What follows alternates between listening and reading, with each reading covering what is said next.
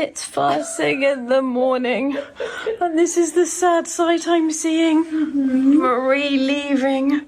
I'll see you very soon. Very, very soon. See you in a couple of days at Lalande. I'm going to miss you so much. Thank you for a wonderful time. Thank you. It's been amazing. Have a safe journey. You too. Bye. Bye.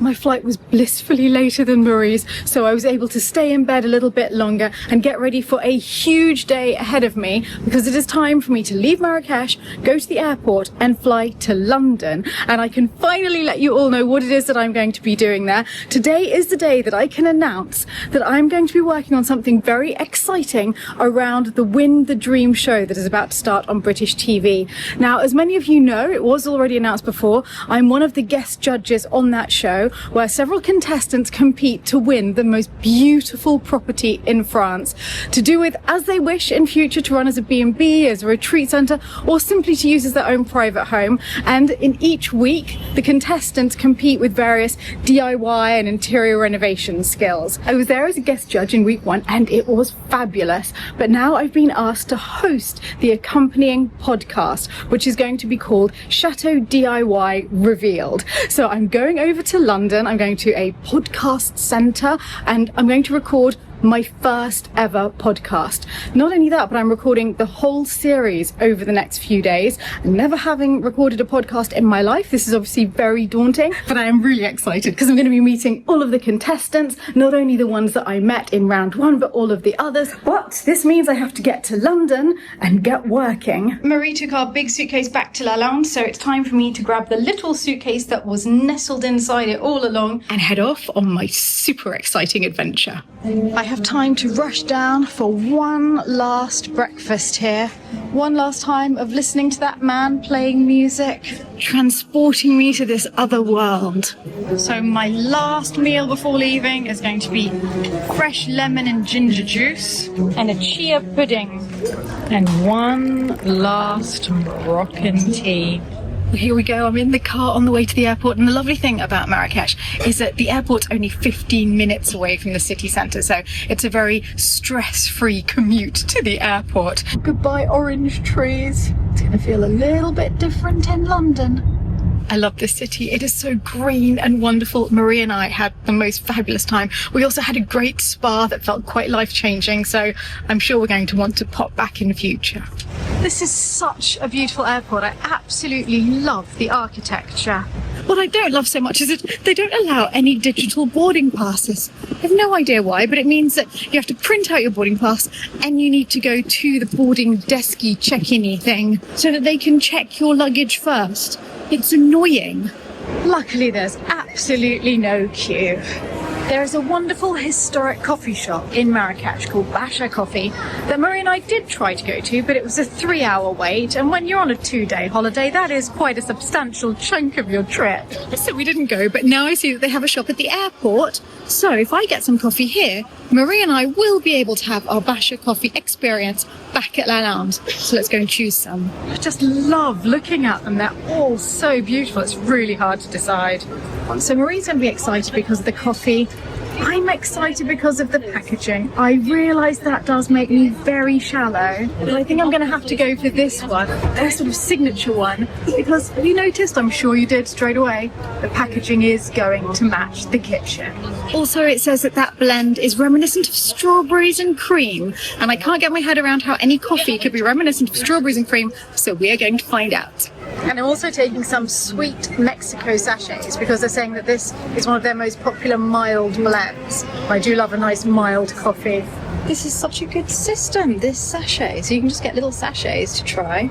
It means I would be able to try one in London before I even get back to Lalande. It's made me happy for the bag alone. And when we get to London, I'll try one of the sachets. I'm soaking up the last bit of sunshine. I think it might be a while before I see it again.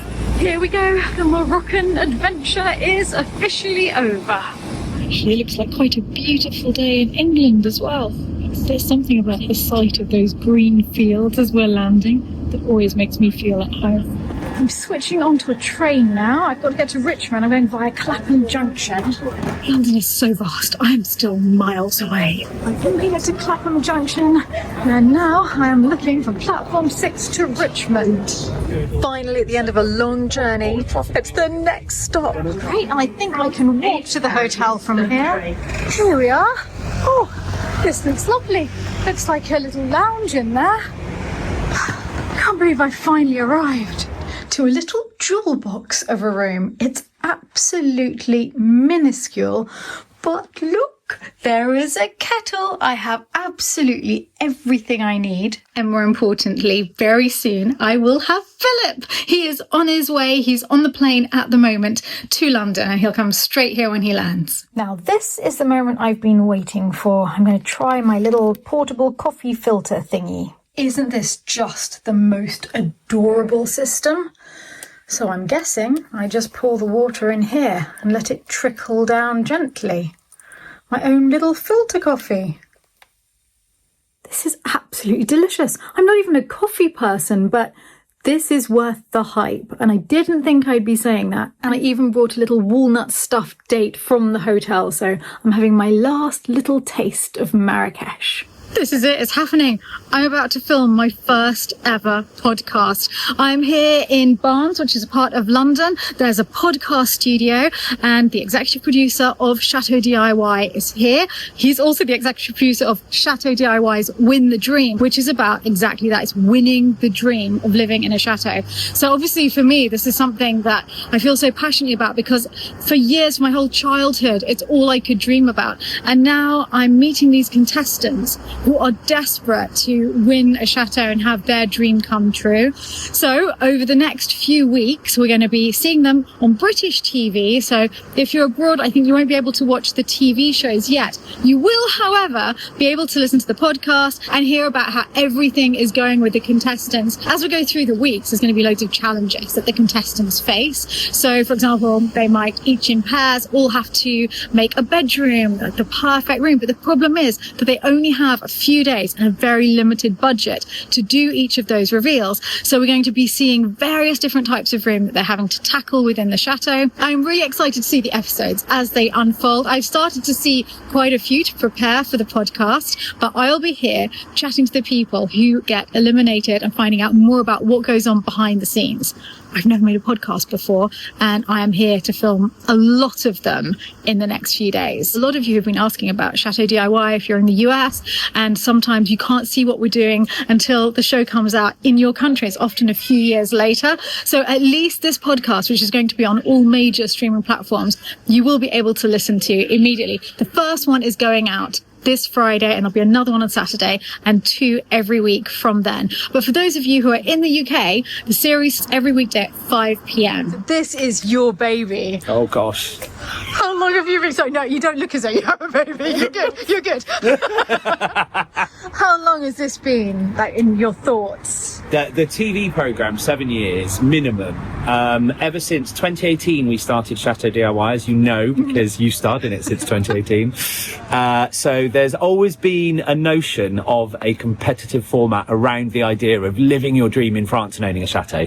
So it's been on the cards now, 7 coming up 8 years.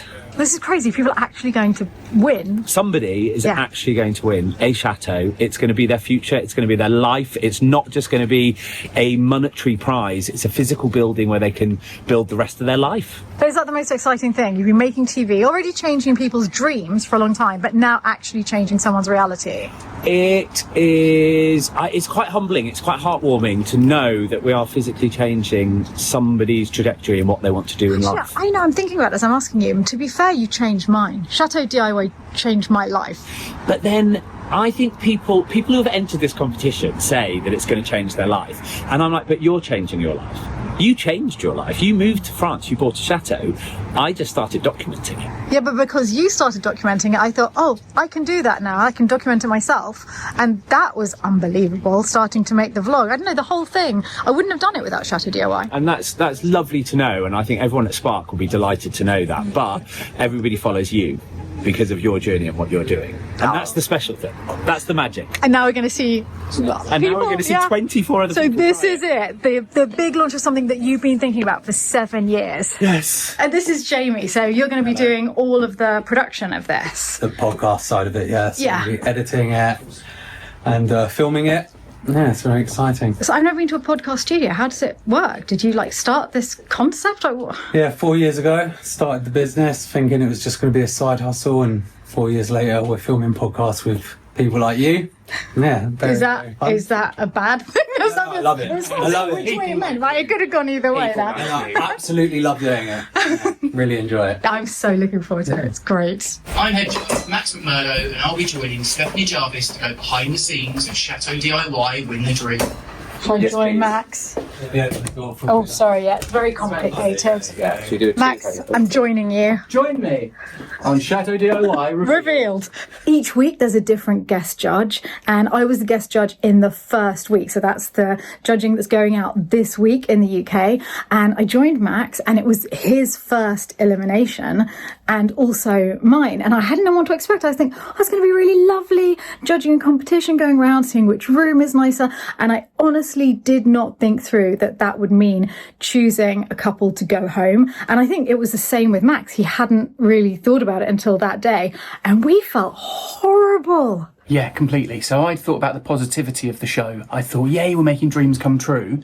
I understood the fact that we had to whittle down the contestants, but I hadn't considered what that's going to feel like actually telling people their dream is over. And it got harder and harder, actually, the closer you got to the final. I felt awful because obviously it's awful telling people they're the first to go home. And on top of that, they were so nice.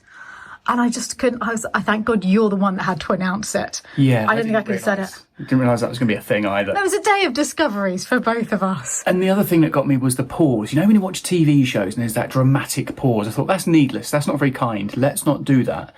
But alas, there was road noise. We had to wait for cameras to be set up and stuff. So naturally, you had to pause for about... Yeah, you've got all the contestants lined up in front of you. And it's like, oh, hang on, wait, no, there's a tractor going past. Yeah. We can't tell you yet who's leaving. You could see the tears starting to run down their cheeks. You could see their knees were physically shaking because this was a life-changing opportunity. And also down your cheeks because you got very emotional. I did. Like almost every elimination, I think. I'm just such an emotional person, but I didn't anticipate how close the contestants would be. Not just between the pairs, but all of them coming together. Occasionally, instead of hugging each other to celebrate, they'd hug the other contestants first to console them. Yeah. And that was beautiful. No, it's been incredible. And I'm looking forward to us sitting and chatting to everyone and hearing their sort of behind the scenes take on how it went for them. Yeah, to hear what's next for them as well. So we've got the finest interviewees here. It's going to be hard for us to actually, I think, stand up to this. He's a bit chatty. We can't get a word in edgeways. This is where we're going to be making the podcast. This is our little sitting room. It's Chateau Barnes. We've got this sort of backdrop that's been created for us, and I'm finding it incredibly distracting because I just want to open the bottles of wine and I also want to read the books. Well, I've read Name of the Rose, but there's some other really good ones there. And this one's written by Dan Hatfield, who is the husband of the executive producer on this show, Joff, who's here actually now. Max, do you want to tell the world how many brownies you've made? Over 10,000. So I thought he was joking, like, oh, I made 10,000 brownies. Actually, genuinely 10,000 brownies, but not by hand individually. There was a big cement mixer involved. Why am I not surprised that you use a cement mixer to make your brownies? Industrial brownies, right? So how did this come about? Top secret, can't tell you. Okay. You have to try one. It sounds like you've just gone into a Oh, you got the doubler, right? No, that was not on purpose. Oh my God, it is actually attached. No, help me. I'm not helping, no. Join me on Chateau DIY Revealed, where we'll be talking to the eliminated contestants. Max, do you want to join me to maybe explain to them why you said no? Absolutely not. No, not a chance.